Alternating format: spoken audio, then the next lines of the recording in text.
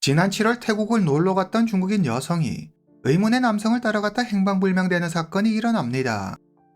피해 여성이 재력과 미모를 겸비한 인플루언서라는 사실이 알려지면서 많은 이들의 관심을 받고 있는데요. 해당 사건은 우리나라 언론을 통해서도 알려졌죠. 오늘은 해당 사건의 전말과 그 이면에 숨겨진 진실에 대해 지금까지 언론을 통해 알려진 내용을 바탕으로 한번 알아보겠습니다. 오늘 이야기 시작합니다. 2024년 7월 13일 태국 차층 사오주 무앙 차층 사오군 동네 주민들이 모여 심각한 얼굴로 대화를 나눕니다. 요즘 부쩍 동네에서 이상한 냄새가 나지 않아요? 어휴, 대체 어디서 나는 건지 역해 죽겠어요. 주민들은 동네에서 이상한 냄새가 난다며 경찰에 신고합니다. 지역 주민의 신고를 받은 경찰이 현장에 도착합니다. 주민들이 말한 곳에서 악취가 진동했습니다. 마치 시체 썩는 냄새 같았죠. 사태의 심각성을 인지한 경찰은 그 일대를 수색합니다. 그리고 이내 한 풀밭에서 사람의 다리를 발견합니다. 이미 상당히 부패가 진행된 상태였지만 여성의 다리임을 한눈에 알아볼 수 있었습니다. 경찰이 다리가 발견된 주변 땅을 깊이 파냅니다. 20분 후 파란색 방수포가 보이고 방수포 안에서 형체를 거의 알아볼 수 없을 정도로 부패가 상당히 진행된 다른 신체 부위가 발견됩니다. 그리고 주변에서 여성 속옷이 함께 발견되는데 경찰의 짐작대로 피해자는 여성이었습니다. 머리는 발견되지 않았지만 태국 경찰은 여러 단서를 종합해 피해 여성이 7월 1일 사라진 중국인 여성이라고 판단합니다. 대체 무슨 일이 있었길래 여성은 놀러온 여행지에서 이런 참혹한 모습으로 발견된 걸까요? 함께 6월 26일 수요일로 가보겠습니다. 2024년 6월 26일 여성은 여느 때처럼 휴가를 즐기기 위해 태국행 비행기에 몸을 싣습니다. 비행기를 타기 전 그녀는 자신의 SNS에 큰 건이 생겼다는 내용의 게시물을 업로드합니다. 여성은 태국에 도착하자마자 근사한 레스토랑의 테라스에 앉아 한가득 음식을 주문합니다. 그녀는 햇살을 즐기며 음식 앞에서 행복해하는 자신의 모습을 사진으로 남깁니다. 다양한 포즈로 사진을 찍어 SNS에 발아올리는 여성의 모습은 여행을 즐기기보다 사진 찍는 데만 열중하는 듯해 보입니다. 이 여성의 정체는 중국판 인스타그램이자 온라인 쇼핑몰인 샤오홍슈에서 100만 팔로워를 보유한 인플루언서이자 스스로를 돈의 여왕이라 부르는 염서민입니다. 염서민, 당시 나이 38세, 중국 하남에서 태어났지만 성인이 된 이후 그녀는 줄곧 칭다오에서 생활했습니다. 그녀의 SNS를 보면 염서민은 평소 운동을 좋아하고 여행을 즐겼으며 친구가 많았다는 사실을 알 수 있습니다. 염서민은 완벽한 S라인 몸매에 매력적인 외모를 지닌 여성이었습니다. 외모만 봐서는 38살이라는 나이가 도무지 믿기지 않았죠. 그녀는 헬스로 몸매를 관리하며 자신의 몸매 관리 비법을 SNS에 꾸준히 올려 사람들의 관심을 받았습니다. 염서민은 태국, 필리핀, 베트남 등 동남아 국가를 여행하며 자기만의 힐링 타임을 보내는 걸 좋아했습니다. 그녀는 여행 중에 꼭 카지노에 들러 게임을 즐겼는데 일반인들은 엄두도 못 낼 큰 돈을 걸고 게임을 했습니다. 염서민은 돈에 구애받지 않는 자유로운 생활을 하고 있었습니다. 사람들은 그런 그녀를 무척 부러워했죠. 태국에 도착한 염서민은 이틀 동안 호텔에서 휴식을 취합니다. 6월 28일, 염서민은 파타야로 갑니다. 6월 30일, 그녀는 다시 방콕으로 넘어와 방콕에 있는 친구의 별장에 놀러 갑니다. 그리고 친구 채바컨에게 연락해 7월 2일에 푸켓으로 놀러 갈 거라고 이야기합니다. 염서민은 푸켓에 가서 완전 힐링할 거라는 내용의 게시물을 SNS에 업로드합니다. 7월 1일, 문제의 그날이 밝았습니다. 오후 4시 20분, 염서민이 택시를 한 대 부릅니다. 택시에 짐을 싣고 친구의 별장을 떠납니다. 오후 5시 7분, 택시는 쇼핑몰과 레스토랑, 스파, 마사지 숍이 밀집되어 있는 방콕의 번화가 슈쿰비 12번지에 도착합니다.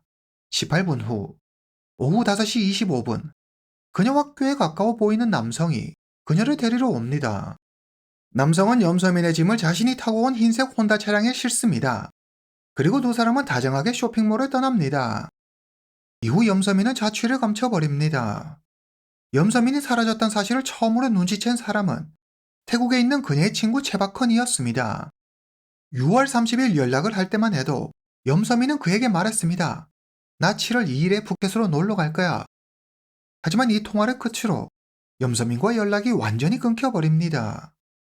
전화를 해도 받지 않고 문자를 해도 읽지 않았습니다. 갑자기 염서민과 연락이 되지 않자 이를 이상하게 여긴 채바컨이 중국에 있는 염서민의 가족에게 연락해 염서민과 연락이 되는지 묻습니다. 그러나 염서민에게 채바컨이라는 친구가 있다는 사실을 몰랐던 염서민의 가족은 염서민과 연락이 되지 않는다는 채바컨의 말을 그대로 믿으려 하지 않았습니다. 하지만 채바컨이 보내온 염서민과 나눈 문자와 태국에서 같이 밥을 먹으며 찍은 사진 등을 보고 그가 염서민의 친구라는 걸 믿게 됩니다. 그런데 채바컨은 염서민 가족과의 통화에서 이해하기 힘든 수상한 말을 꺼냅니다. 염서민의 가족이 직접 태국으로 가서 염서민을 찾아봐야겠다며 채바컨에게 경비로 얼마를 가져가야 하는지 묻습니다. 한 10만 위안 정도면 충분하겠죠? 그러자 채바컨이 정색하며 말합니다. 아유, 그 돈으론 어림도 없어요. 최소 100만 위안은 있어야 할 거예요. 염서민의 가족은 대체 왜 그렇게 많은 돈이 필요한지 의문이었으나 그렇다고 채바컨이 직접적으로 돈을 요구하거나 어떤 범죄 행위를 한 건 아니었기 때문에 우선 그의 말을 들으며 사태를 지켜보기로 합니다. 염서민의 가족과 통화를 끝낸 채바컨은 태국 경찰에 염서민의 실종 신고를 합니다. 채바컨의 신고 전화를 받은 태국 경찰은 처음에는 채바컨을 납치범으로 오인해 채바컨을 잡으려고 했습니다. 하지만 후에 채바컨이 납치범이 아니라 염서민의 친구라는 사실을 알게 되죠. 경찰은 초기 수사 방향을 완전히 잘못 잡는 바람에 인력과 시간을 낭비하게 됩니다. 채바컨과 염서민 가족의 해당 통화 내용이 기자들에게 잘못 알려지면서 염서민 가족이 100만 위안의 몸값을 요구받았다는 오보가 나옵니다. 한국 언론에도 이 같은 오보가 그대로 알려지면서 잘못된 기사가 나오지만 이는 사실이 아닙니다. 그 내막은 우리가 생각하는 것보다 훨씬 더 복잡했습니다. 얼마 후 염서민의 가족은 태국에 있는 염서민의 친구라고 주장하는 이로부터 또 다른 전화를 받게 됩니다. 저는 염서민 친구인데요. 어제 염서민을 데리고 있다면서 몸값으로 30만 위안을 요구하는 협박 전화를 받았어요. 그러면서 전화번호를 하나 알려줬는데 한번 여기로 전화해 보세요. 염서민의 가족은 협박범이 알려줬다는 번호로 즉시 전화합니다. 하지만 아무도 전화를 받지 않았습니다. 염서민의 가족은 이 모든 상황이 혼란스러웠습니다. 염서민의 친구라고 주장하는 이들 역시 의심스럽기는 매한가지였습니다. 염서민의 친구라고 주장하는 이가 염서민의 몸값을 달라는 협박범의 전화를 받았다고 했지만 정작 염서민의 가족은 협박범으로부터 한 통의 전화도 받지 못했습니다. 이대로 가만히 있을 수만은 없었습니다. 염서민의 가족은 직접 태국으로 갑니다. 태국에 도착한 그들은 바로 주 태국 중국 대사관의 도움을 청합니다. 태국 경찰은 염서민이 사라지기 전 접촉했던 20명 이상의 사람을 조사합니다. 그 결과 국제적인 범죄 조직이 개입돼 있다는 정황은 없으며 조직적인 납치 살인 사건과도 거리가 멀다는 결론을 내립니다. 태국 경찰은 개인적인 원한이나 오해 또는 갈등으로 인한 사건일 거로 추정합니다. 태국 경찰은 염서민의 행적을 추적합니다. 그리고 수쿰비 12번지 주변 CCTV에서 염서민이 의문의 남성과 함께 있는 모습을 발견합니다. 경찰은 CCTV 영상 속 남성을 주요 용의자로 지목하고 해당 남성에 대해 조사합니다. 이름 마경현, 당시 나이 34세, 중국 안휘성 사람입니다. 경찰 조사에 따르면 마경현은 6월 30일 태국에 도착합니다. 그는 방콕에 있는 한 호텔에 묵습니다. 저녁 7시, 마경현은 흰색 혼다 차량을 렌트합니다. 그는 차를 호텔 주차장에 세우고 호텔 방으로 들어갑니다. 7월 1일 오전 10시, 마경현은 호텔 체크아웃을 하고 차를 타고 호텔을 떠납니다. 오후 5시 25분, 마경현이 CCTV에 다시 모습을 드러냅니다. 그는 수쿰비 12번지에 있는 한 쇼핑몰로 갑니다. 그곳에는 염서민이 그를 기다리고 있었습니다. 오후 6시 3분, 마경현은 길에 차를 세우고 염서민과 같이 차에서 내려 둘이 한등 먹을 것을 삽니다. 두 사람은 환하게 웃으며 대화를 나누고 있습니다. 손을 잡고 거리를 걷는 두 사람의 모습은 누가 봐도 영락없는 연인 같아 보였습니다. 오후 6시 36분, 흰색 혼다 차량이 수쿰비 16번지에 있는 한 호텔로 들어갑니다. 두 사람은 그곳에서 하룻밤을 묵습니다. 7월 2일 저녁 7시 2분 마경연이 차에 짐을 싣고 호텔을 떠납니다. 이때 염서민의 모습은 보이지 않습니다. 그녀는 어디에 있는 걸까요? 그녀의 친구 최박헌의 말처럼 푸켓으로 여행을 떠난 걸까요? 경찰은 염서민의 휴대전화 위치 추적을 통해 7월 3일 새벽 4시 58분 염서민의 휴대전화 신호가 방콕에서 약 1시간 거리에 있는 차층 사오주 모항 차층 사오의 한 공원에서 마지막으로 잡힌 것을 확인합니다. 경찰은 염서민의 휴대전화 신호가 마지막으로 잡힌 공원 주변에 설치되어 있는 CCTV 영상을 모두 확인합니다. CCTV 영상을 확인하는 경찰의 눈에 한 CCTV 화면에 잡힌 용의자 마경연의 흰색 혼다 차량이 포착됩니다. 마경연의 차는 7월 3일 새벽 1시 52분부터 모항 차층 사오 지역의 사원 주변을 배회합니다. 약 2시간 후 새벽 3시 45분이 되자 마경연은 인적이 드문 풀숲에 차를 세우고 1시간 넘게 그 자리에 머무릅니다. CCTV 영상을 보면 마경연은 풀숲에 차를 세우더니 차에서 내려 트렁크를 엽니다. 그리고 트렁크에서 가방 하나와 함께 무언가를 꺼냅니다. 새벽 4시 56분 마경연은 약 1시간가량 명확하게 확인하기 어렵지만 무언가를 불에 태웁니다. 아침 6시 2분 마경연은 차를 타고 자리를 떠납니다. 아침 7시 27분 마경연은 염서민과 함께 묵었던 호텔이 아닌 다른 호텔에 체크인합니다. 낮 12시 51분 마경연은 체크아웃을 하고 빌린 흰색 혼다 차량을 반납합니다. 그리고 그 길로 공항으로 가 오후 1시 46분 비행기로 태국을 떠나 홍콩에 도착합니다. 2024년 7월 12일 태국 경찰은 염서민의 휴대전화 신호가 마지막으로 잡혔던 무항 차층 사오 지역에 대규모 인력을 투입해 수색 작업을 실시합니다. 그리고 한 풀숲에서 불에 탄 가방과 소지품을 발견하는데 이는 모두 염서민의 것이었습니다. 7월 13일 경찰은 차층 사오주 무항 차층 사오군 인근에 원인 모를 악취가 난다는 신고 전화를 받습니다. 이 지역은 염서민의 가방과 소지품이 발견된 곳에서 수백 미터 떨어진 곳이었죠.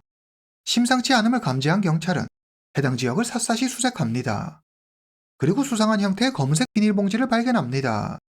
비닐봉지를 발견한 경찰은 단박에 그 비닐봉지가 이 엄청난 악취의 근원임을 알아챕니다.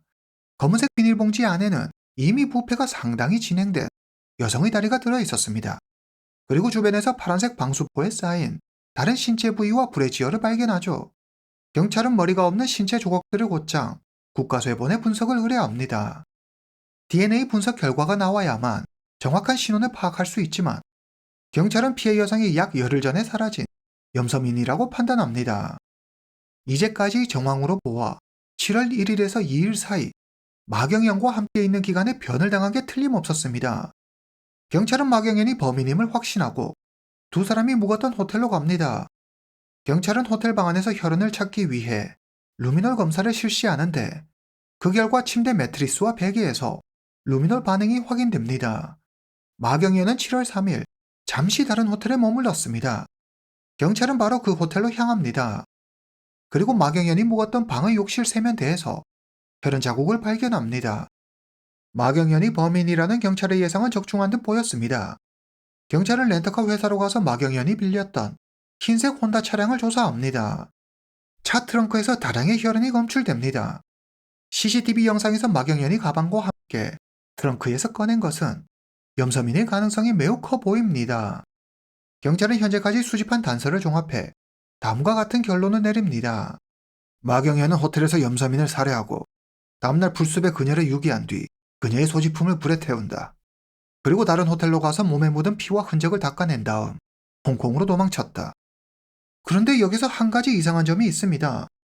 사건 발생 전 마경연과 염서민은 손을 잡고 다정하게 거리를 활보했습니다.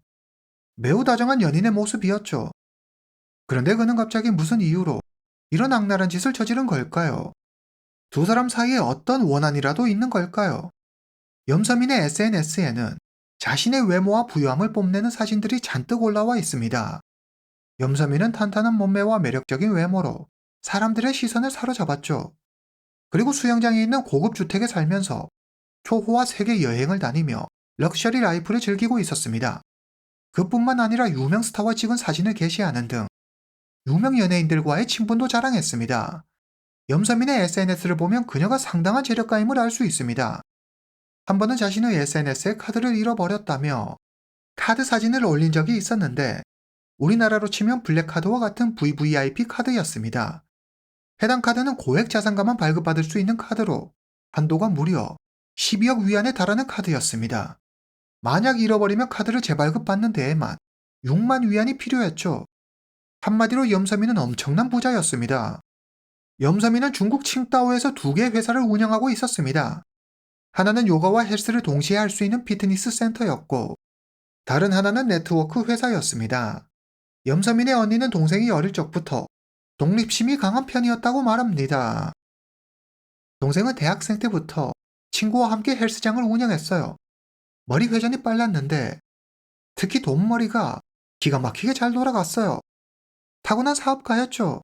염서민의 직원들 역시 염서민은 똑똑하고 유능한 사장이었다며 그녀를 높이 평가했습니다. 밝고 활기찬 성격의 염서민은 SNS에 자신의 일상을 공유하는 것을 좋아했습니다. 그녀는 100만 팔로워를 가지고 있는 SNS 스타였으며 많은 이들이 그녀의 삶을 동경했습니다. 2024년 5월, 염서민은 오랫동안 자신을 지켜봐왔다고 주장하는 한 남성 팬으로부터 DM으로 고백을 받습니다. 둘 사이에 어떤 스토리가 있었는지 정확히는 알 수 없지만 염서민도 그 남성이 꽤나 마음에 들었던 모양입니다. 두 사람은 곧 가까워집니다. 이 남성이 바로 마경현입니다. 그의 SNS를 보면 그 역시 재력이 상당함을 느낄 수 있습니다.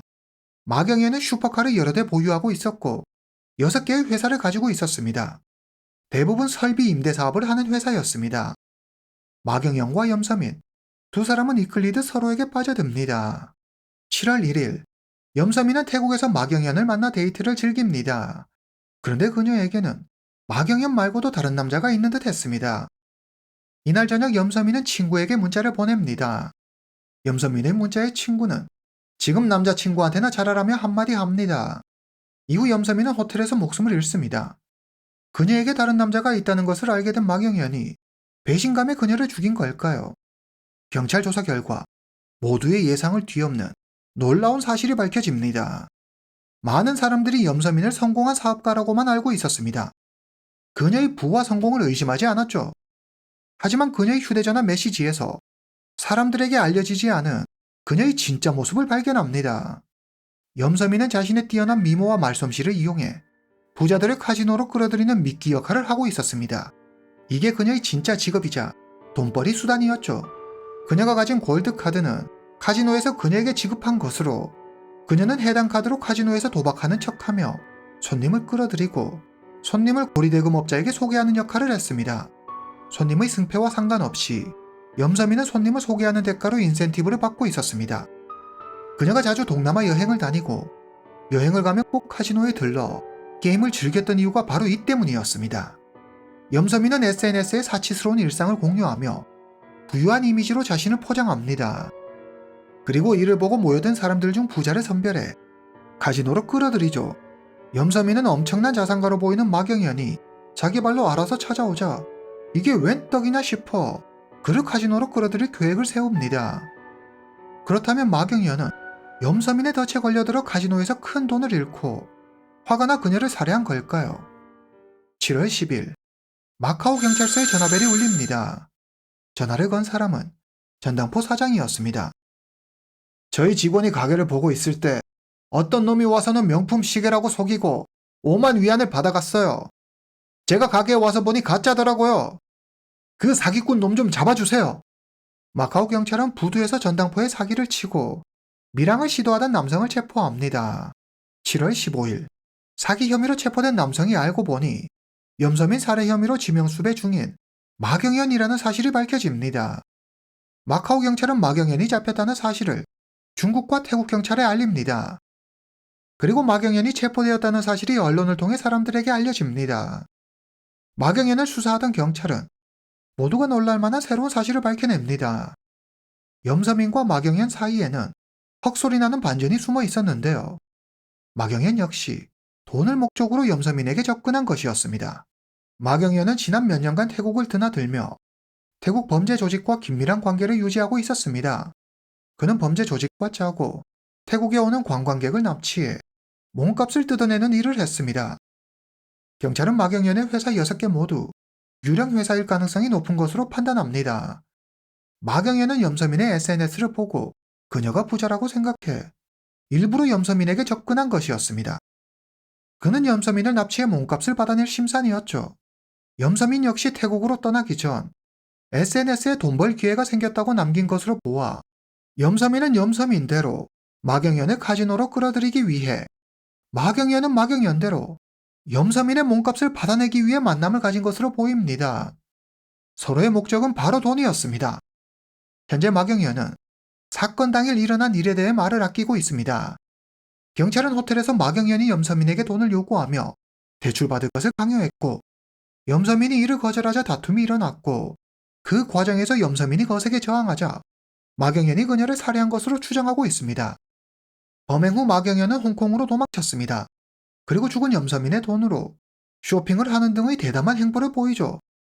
7월 4일과 5일 마경연은 마카오 까르푸에서 염서민의 위챗페이 계정으로 물건을 사고 만두를 사 먹습니다. 7월 6일에는 1034위안어치 물건까지 구매하죠. 그뿐만 아니라 이 기간에 마경연은 카지노를 드나들며 흥청망청 돈을 씁니다. 그는 사실 지독한 도박 중독자였습니다. 현재 해당 사건은 수사 중이며 사건이 발생한 지 한 달여 정도밖에 되지 않아 아직 수사 과정이나 결과에 대해 자세히 알려지지 않았습니다. 언론에 알려진 내용 역시 극히 제한적이죠. 피해자가 워낙 유명인이다 보니 해당 사건에 대해 일명 여러 설과 말들이 인터넷에 떠돌고 있습니다. 무항 차층사오 지역의 풀숲에서 발견된 피해 여성의 DNA 분석 결과 역시 아직 정확하게 나오지 않았습니다. 그러나 경찰은 여러 정황상 피해 여성이 염서민임을 확신하고 있습니다. 중국 언론을 통해 해당 사건이 알려지자 처음에는 여행을 떠난 자국민의 실종, 살해 소식에 충격을 받은 중국인들은 염서민의 죽음에 안타까워하며 해외여행 시 주의할 점 등을 이야기하며 우려를 나타냈지만 사실 염서민이 돈 많은 중국인들을 상대로 카지노 미끼 역할을 했었다는 실체가 밝혀지자 자업자득이라며 결국 자기가 한 대로 돌려받은 것이라고 입장을 바꿉니다. 염서민의 가족은 마경연이 중국 본토에서 재판받기를 희망하고 있습니다. 그래야 그가 최고 사형까지 받을 수 있다고 생각하기 때문이죠. 사건의 진실은 아직 미궁 속에 있습니다. 가족에게 처음 전화해 염서민의 실종 사실을 알렸던 채박헌. 그는 왜 염서민의 가족에게 최소 100만 위안의 돈이 필요하다고 했을까요?